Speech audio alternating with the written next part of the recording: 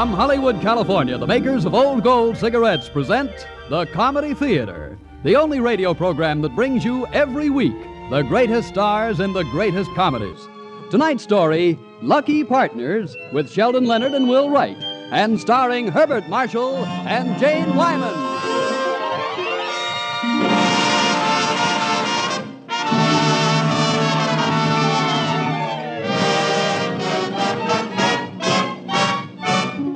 And here is the director of the Old Gold Comedy Theater, Mr. Harold Lloyd.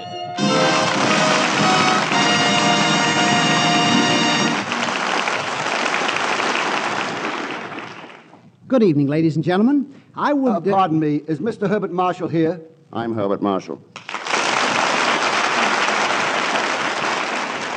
I've got a summons for you. A summons? What for, Bart? I don't know. I'd better read it. You are hereby summoned to appear on the Old Gold Comedy Theater Sunday evening, December 17th, 1944, and play a character known as David Grant. Amazing. You'll be there, won't you? Oh, definitely. I'm here now. Say, bailiff, don't you also have a summons for Jane Wyman? Yeah. It's addressed to Jane Wyman, care of Warner Brothers, Hollywood Canteen. Jane Wyman? Oh, here I am.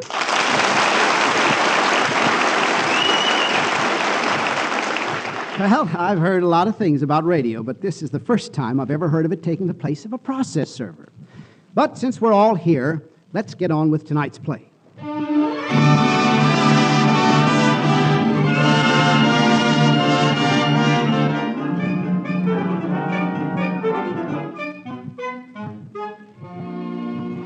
Tonight, the Old Gold Comedy Theater brings you Lucky Partners, and it's a perfect title, because the story is literally packed with partners. For example, it has comedy and romance, a horse and an automobile, and of course, that brand new combination, a boy and a girl. But as our story gets underway, we find ourselves in the Pocomo Township Courthouse, and even courthouse suggests another standard partnership, law and order. And order seems to be exactly what the judge is calling for. Order! Order! There's going to be order in this here courtroom, or the jail will be filled, and that ain't happened in 18 years. There. That's much better. All right, now let's get along with the testifying. Young fella, where'd you say you met this here other defendant, the young lady, Jean Newton, or whatever her name is? Well, Your Honor, as I was explaining, I have an art studio. Or not really an art studio. I paint caricatures for $1 or whatever I can get. But the studio is located directly across the street from the bookshop where the young lady works. She was a total stranger to me until this particular morning. She stood under my window until she'd caught my attention and called up that she had a proposition to make me. So naturally, I agreed to meet her at the neighborhood cafe a few doors down the street. She was already there when I arrived. And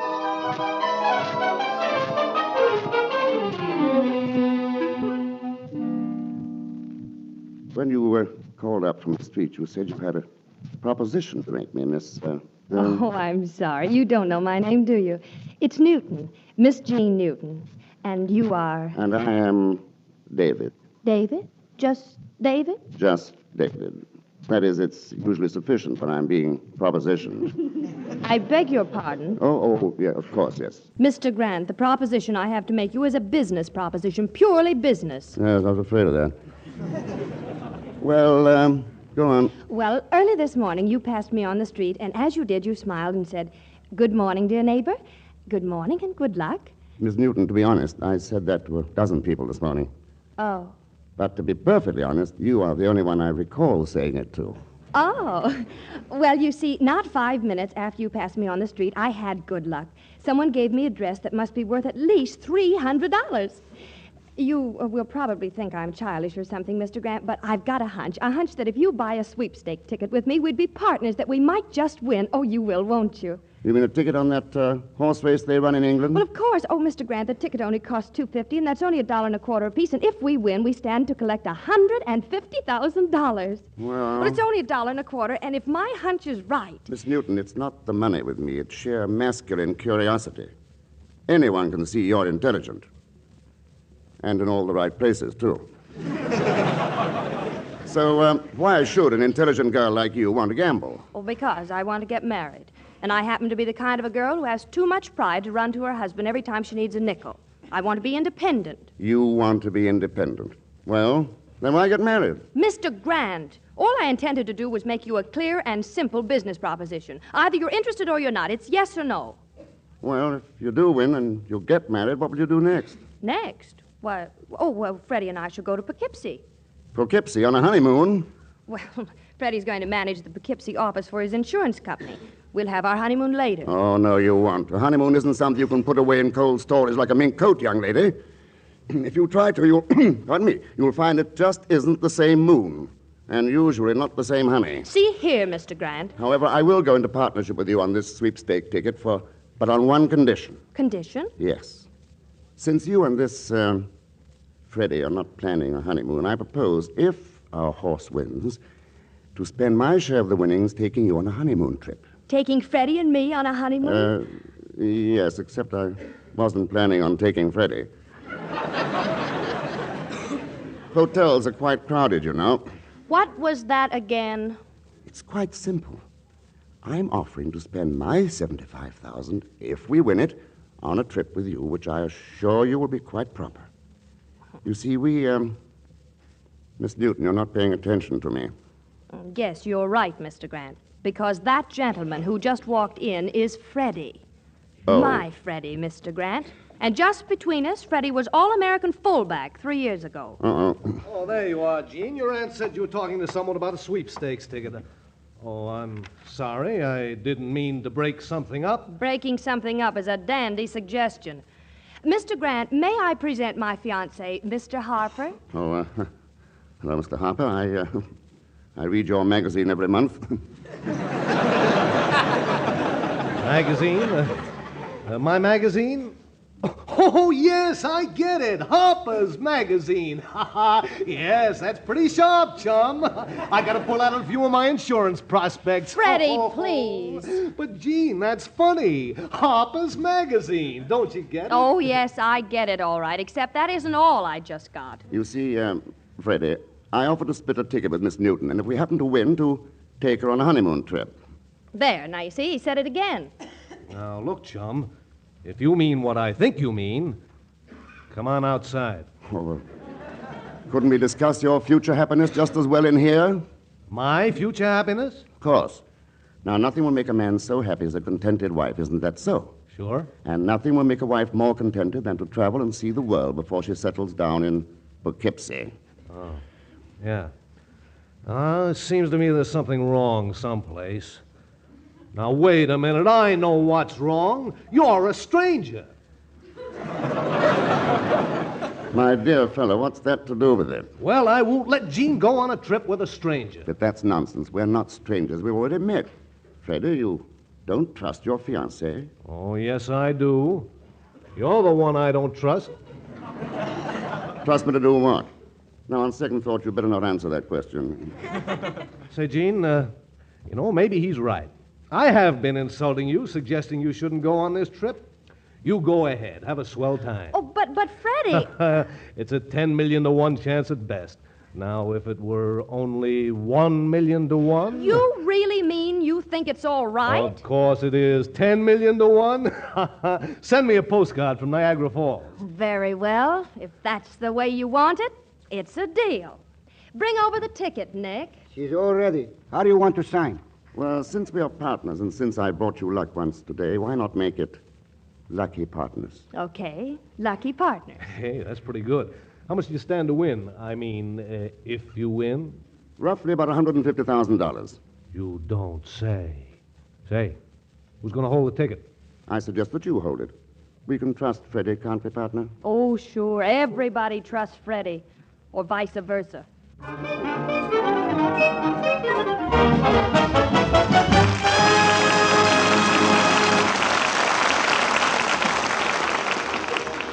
So, it seems that Freddie is a trusting soul, and it will be very interesting to find out whether or not he's right. That should be interesting, Mr. Lloyd. But speaking of interesting facts, I've just discovered what Pocahontas actually said to Captain John Smith. Folks, you remember the scene. There he was, tied to the stake. Of course, in those days, stakes were easier to get, but really he was in a very annoying position. It was then that Pocahontas stepped up and said, Ugh! which translated from the Indian language means... Why be irritated? Light an old gold. And since then, thousands of John Smiths have heeded that good advice. Yes, friends, when you find yourself in an annoying spot, why be irritated? Light an old gold. Especially today, when cigarettes are so precious, there's nothing like the comfort and pleasure of a swell cigarette. But you won't get pleasure if your cigarette is harsh, hot, and dry. And that's why... To help prevent cigarette dryness, Old Gold's fine tobaccos are conditioned with apple honey, which helps seal in the natural moisture. And that's not all. For extra flavor, there's a touch of rare, rich, imported Latakia tobacco in Old Gold's superb blend. So concentrate on pleasure when little things go wrong. Why be irritated? Light an Old Gold. Enjoy a better-tasting cigarette. Its tobacco is conditioned with apple honey to help prevent cigarette dryness. That's Old Gold.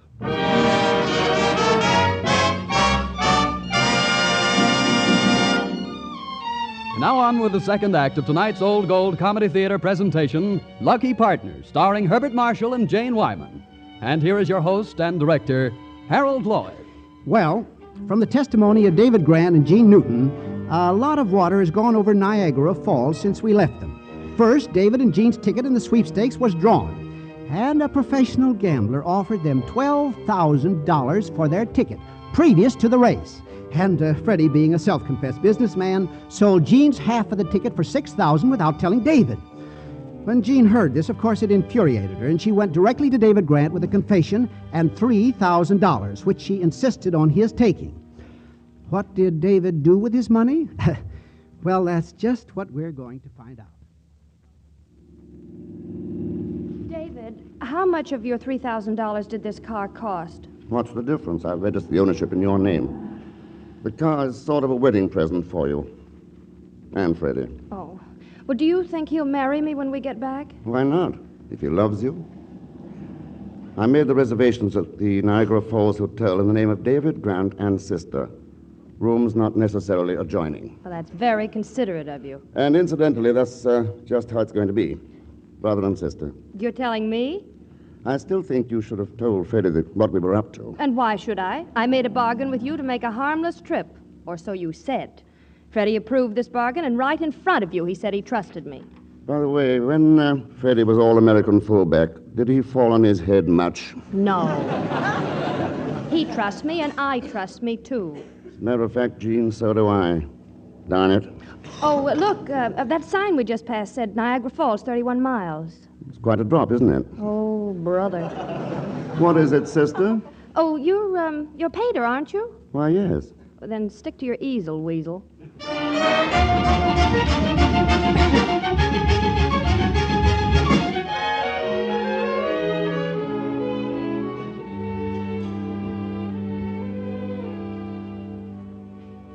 You are, bellboy. Thank you, sir. Thank you very much. Well, it appears that our rooms are adjoining, after all. Well, now, just a minute, David. Let me remind you that even though I wasn't All-American, I did swing a mighty mean field hockey stick in my day, and this umbrella is just about the same size. Well, in that case, I won't say what I was going to say. You won't say what? Oh, I don't want to offend you, Gene. David, you'd better go to your room now. Good night. Well, this isn't exactly as I'd planned. Oh, no, not what you're thinking. I'd planned a supper, but no difference. An artist can always paint his dreams. It's a good thing this weasel has an easel with him. Oh, David. David, you are a fine painter, aren't you? I mean, I don't know exactly what I mean, except that I've always had the feeling that a painting is like a woman you loved and married, who failed you. Is that it, David? I can't explain it to you, Gene, any more than I can explain why I took you on this trip. I mean, taking you away like this is only hurting you and doing me no good. It's like renting the Blue Boy, the Mona Lisa. Renting it for an hour to stare at it from the distance, then having to give it back. Is that music? Oh, yes. There's an open-air cafe in the courtyard below us. Can't you see it? All those couples on their real honeymoons, holding each other close and hardly daring to breathe, and dancing. And dancing as if the next note would be the last. They're dancing. I can't quite make them out, but perhaps they're dancing like this. David. Oh, David, you...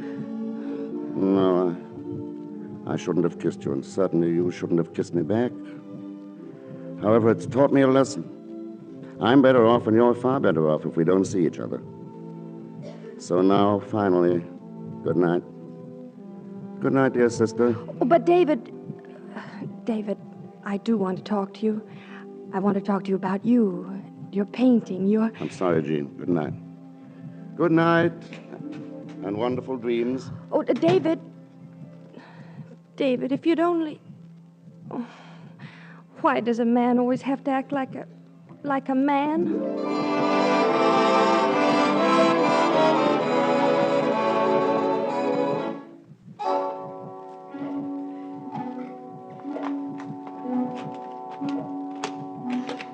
The door. Who's there? And who did you expect? Freddie, what do you mean by sneaking into my room? How did you get in here anyhow? Now, do you take me for a complete fool? I'm a businessman, you know, and bellboys, well, they appreciate $1. I wanted to think things over, Gene, and now that I have, I've decided to settle with this cheap, arty boyfriend of yours right here and now. You're ridiculous, that's what you are, ridiculous. You can see he's not here. Afraid, that's what he is, afraid that I'd come after him. But by glory, I'm going to drag him out of that room of his and sweep up the hall with him. All right, chum, open up and come out here and get your medicine like a man. If you don't open that door, I'm going to come in and get you anyhow. Freddie! All right, then. No door is going to stop me from giving you what you deserve.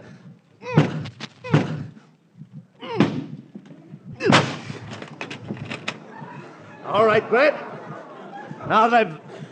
Hey, where are you? Freddie, David's not here. He's left. His bags are gone. Well, I'll be... Here, what's this? Note? A note? Let me have it, thank you. Well, is it a note from him? Never mind, Freddie.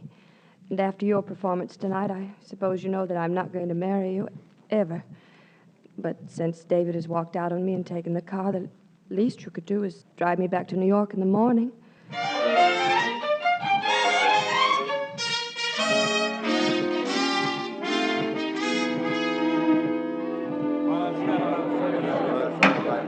Wait a minute, Conch. Wait here. Let's get this straight. You there, the football player. You smashed down the hotel door of the room belonging to Miss Newton, who owned the car this other fellow was driving at 70 miles an hour. No, Your Honor. Exactly. All right. Now, wait a minute. Since it'll help the court just a little to find exactly what your names are, your true names, we'll start all over again. You there, the big fella. What's your name? Frederick Harper, sir. And you, miss, your name? Well, it was Jean Grant on the hotel register, but my name is actually Jean Newton. Miss Jean Newton. Thank you, Miss Newton. Oh, don't mention it, Judge. Not at all. And you, mister, you're charged with stealing a car, damage to hotel property, disturbing the peace, and registering in a hotel under an assumed name. Got anything to say for yourself? Well, Judge, no one's perfect. What's your name? Well, if I'm under oath, and I see now that I am, my name isn't Grant either. My real name is Paul Knight Somerset. Paul Knight Somerset? Paul Knight Somerset? Not Paul Knight Somerset. Paul Knight Somerset? Well, say, Mr. Paul Knight Somerset, I don't know where you've been these past 3 years, but now that we finally found you, this here trial's going to put Pocomo Township on the front page of every newspaper in the country, including the Pocomo Bugle.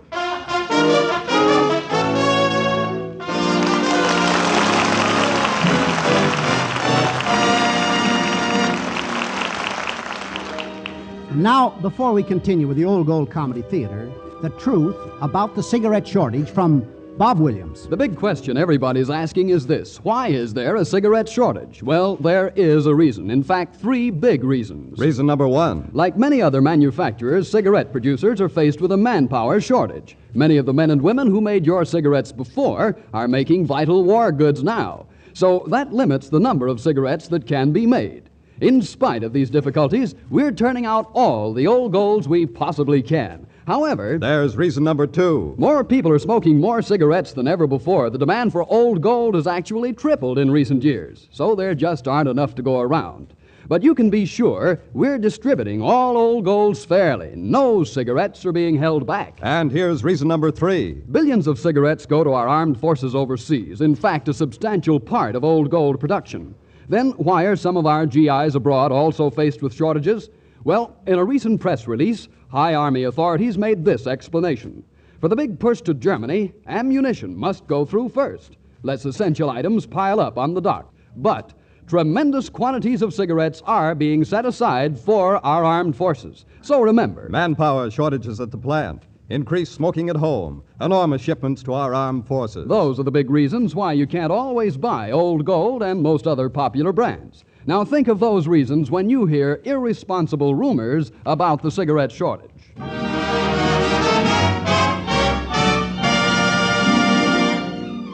And now for Act 3 of Lucky Partners, starring Herbert Marshall and Jane Wyman. All right, Mr. Lloyd? Well, as we stand on the threshold of the Pocomo Township Courthouse, peering inside at Act 3 of Lucky Partners, we find not 2, but 3 partners, all unlucky, and all standing trial.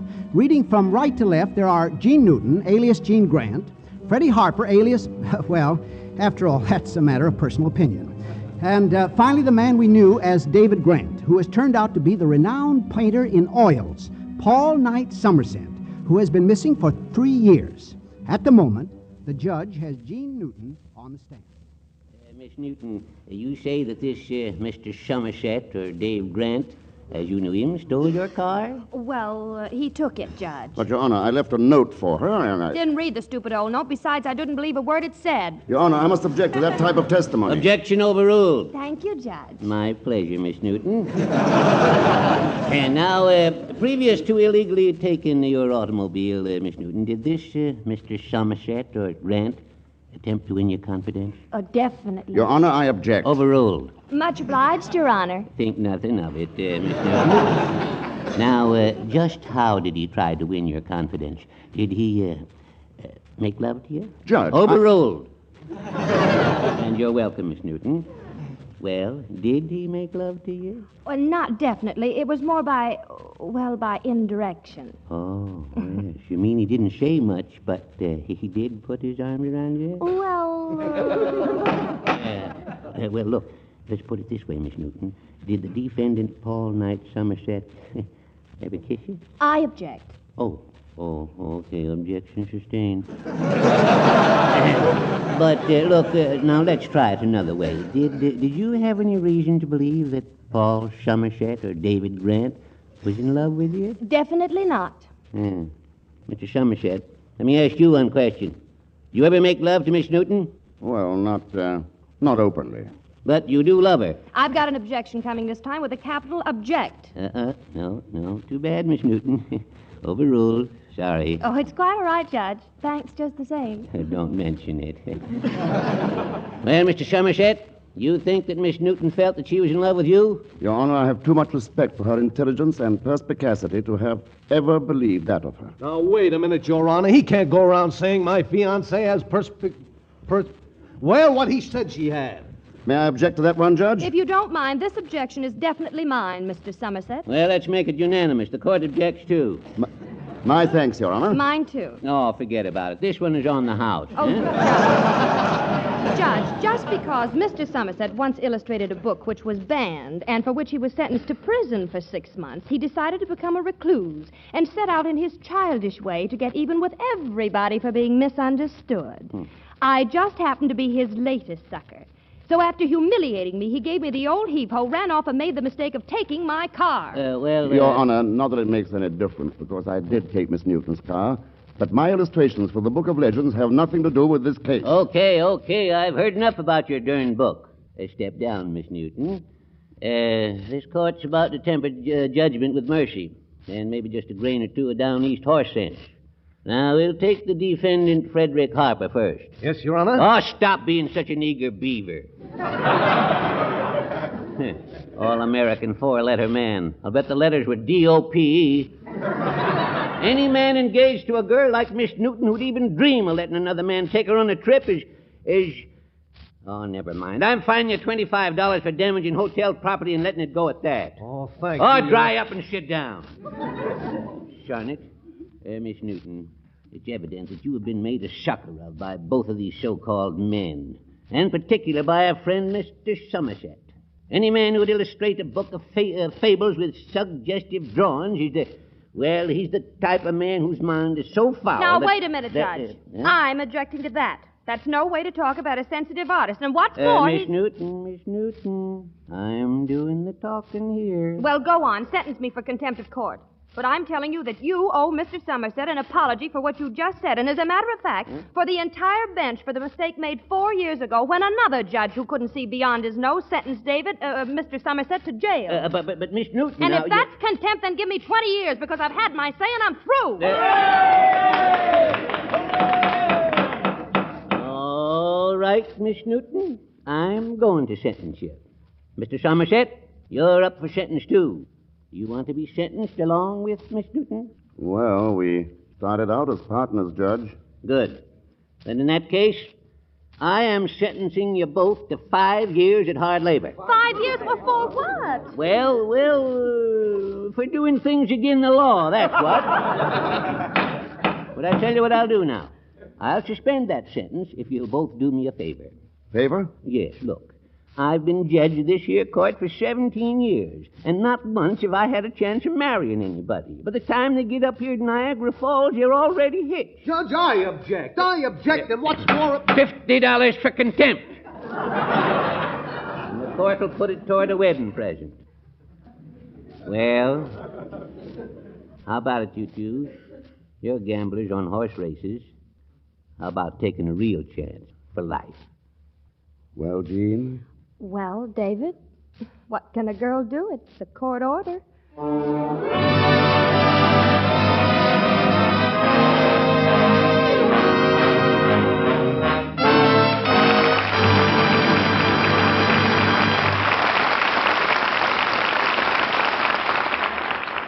Now, this is Harold Lloyd. Herbert Marshall. And Jane Wyman. Saying good night to you for Old Gold. And I hope that you'll be with us again next Sunday when the Old Gold Comedy Theater presents Louis Hayward and Brenda Marshall in Bachelor Mother. See you then.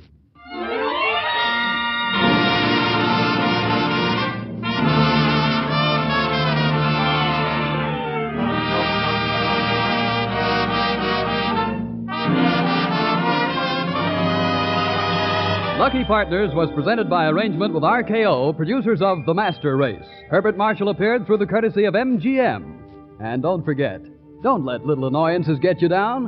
Why be irritated? Light an Old Gold. Its tobacco is conditioned with apple honey to help guard against cigarette dryness and gives you more smoking pleasure.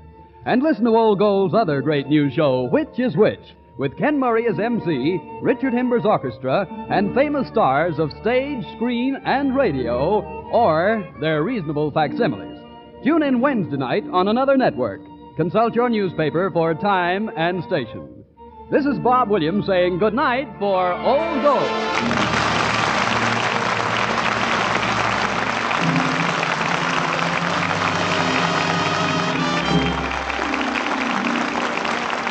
This is the National Broadcasting Company.